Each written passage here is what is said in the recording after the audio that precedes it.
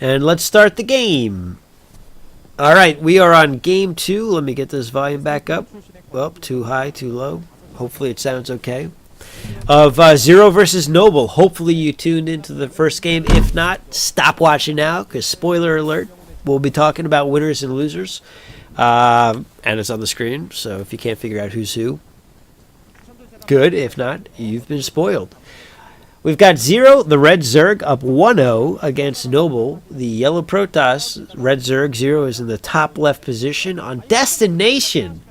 Oh my god, this map brings back memories. This is a map I used to play on IC Cup a lot. I remember, actually, we did we did an SC2GG versus some other website tournament that we streamed live a long time ago, and I forget, I think it was against... It was a news site, a European news site, that was also a clan. It was like, what was it called? MMC or something like that.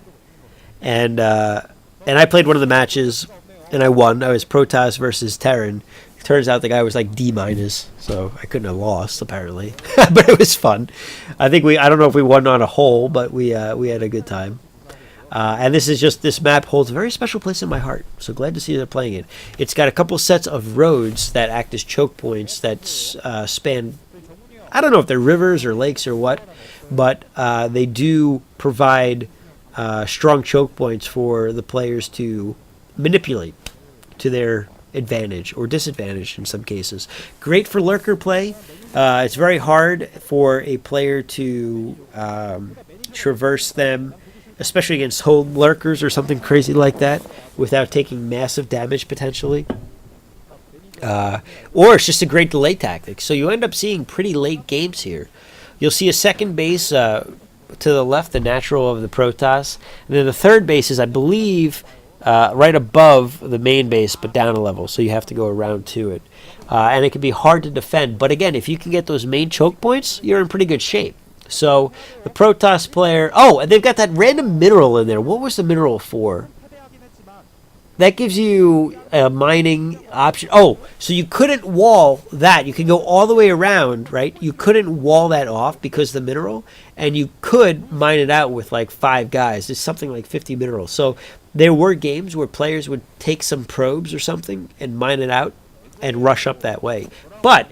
it was a very risky move. You either won there or you lost. So it was a high risk, high reward potentially.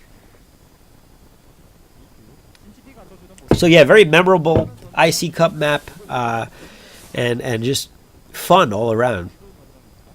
A lot of big games were played here too. I mean, this was in all of the OSL, MSL leagues, I believe, Pro League, and we definitely saw some quality matches here. You see really good storms. And again, because of the choke points late game, and it's just a lot of fun. So we got a probe transfer coming in for Noble. He's got his natural down. We've got 2 bases down now or 2 expansions down now for the Zerg. So the Zerg's looking to be in pretty strong shape. No real harassment there, but it's not too late for harassment from the Protoss player. No upgrades being developed for the Protoss as of yet, but. Oh, see, that's something that we missed in Starcraft 2. There's a Zergling stuck on a drone in the mineral line. You just don't see that in Starcraft 2. And I don't know why that's important, but it is. It's one of those, just character traits of Broodwar that you miss. And when you see it, if it happens to you, you get frustrated, but it can work to your advantage, too. And that's the beauty of it, the randomness of Broodwar. This beer is making me burp way more than I had expected. Yes, I agree. Destination is timeless. That is exactly it, man. Timeless. For you YouTubers, again, I'm live streaming this. You can follow me at RisePubGames on Twitch TV and catch some streams that I'll post the schedule below the video. I'm planning on streaming Monday, Wednesday, Fridays. Like 8:30 p.m. I gotta put my kids to bed. I'm still a dad. Before streaming. Till like 11 on Monday, Wednesday, Friday. but I'm not always going to be playing StarCraft Broodwar type stuff. I might be playing Hearthstone or like Binding of Isaac Rebirth, which are incredibly fun games. Chuggling! Chuggling! Gotta stop what I was saying. Chuggling are coming to the base. They're gonna go for the expansion. They can make a full run around here, but they're not going to. They're gonna go for the assimilator. And that's actually a pretty big deal if they take out the assimilator. The gas is huge for the Protoss. He does take it out, and he's dropping down another cannon, which is going to be protected by the other cannon. He's trying to get a full probe around that cannon to block it off from the Lings, which is incredibly effective. He loses a Zealot as well. The other one is preserved. He does do some harassment on the expansion of the Zerg player, but overall, good harassment by the Zerg. Not too many losses, but the Protoss is still in okay shape. No real economic damage done except for the time spent not mining, which is a big deal and could add up later.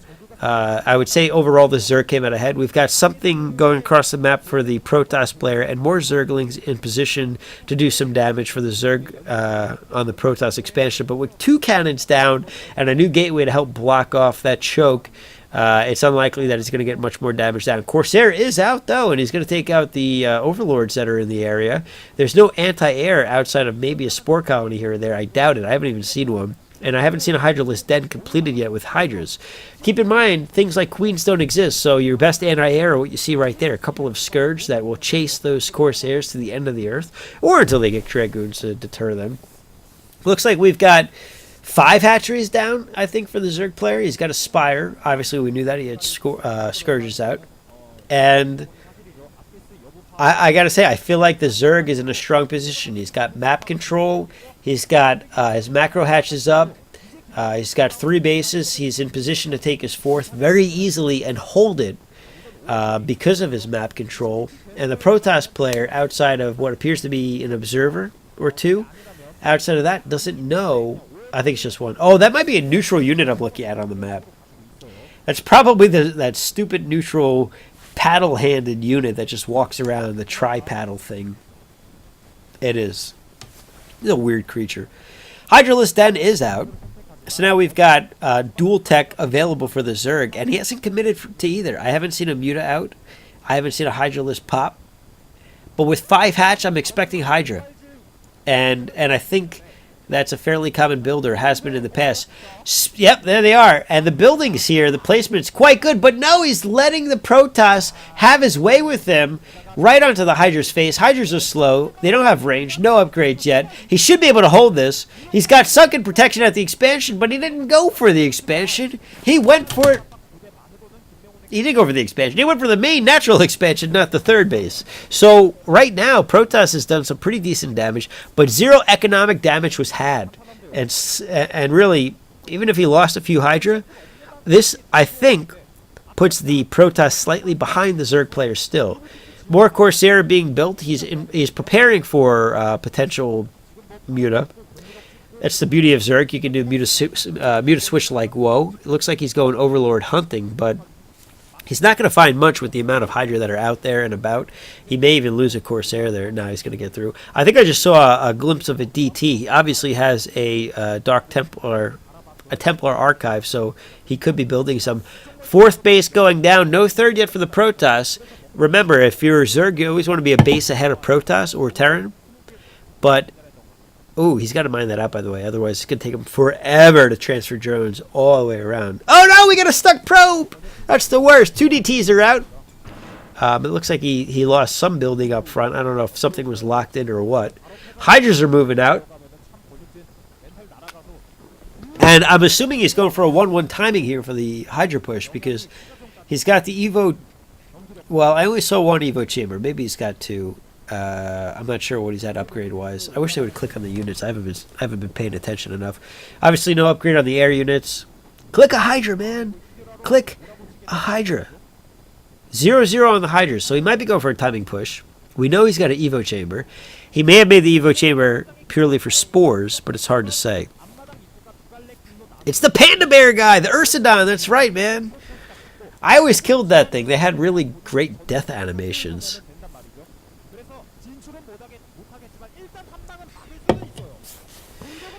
Hydras are moving in. He's going up against Zealot, Templar, DT. He's got an Overlord, but the DTs are far enough away where it looks like they're doing free damage.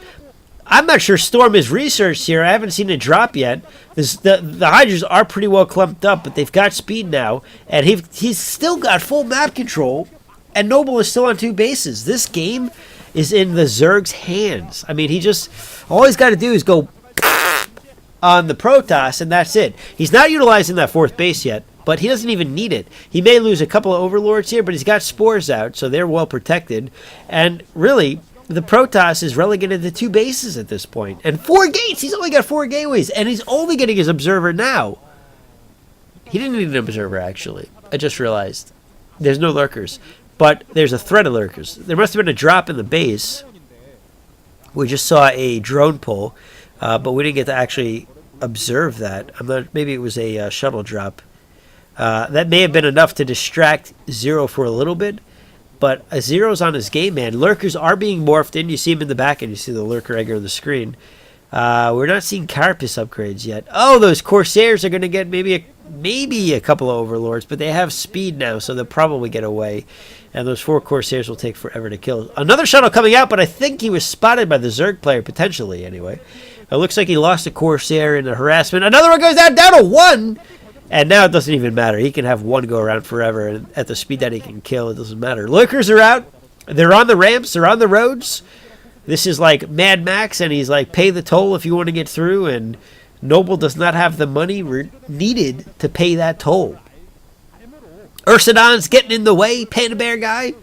Miss Pandoria. Anyone play World of Warcraft? Not me, but maybe you're into that stuff. More Lurkers coming out. He's coming on the backside as well. It looks like Noble was preparing for this, but not going to be enough. I love watching Lurkers. They run into the Zealots because they know they have to get so far into them to do any damage. Another Zealot drop, but there's so many Hydras out. Noble might just GG right here. He is fully contained. He can't get out. He's going out the back door. Go to the main fight. Go to the main fight. What are you guys watching? I don't know. Oh my god, that obnoxious placement of Lurkers. I totally forgot about it. We got Zealots coming out to protect that. They are going to get some free Lurkers here. I would imagine they just get canceled. They do.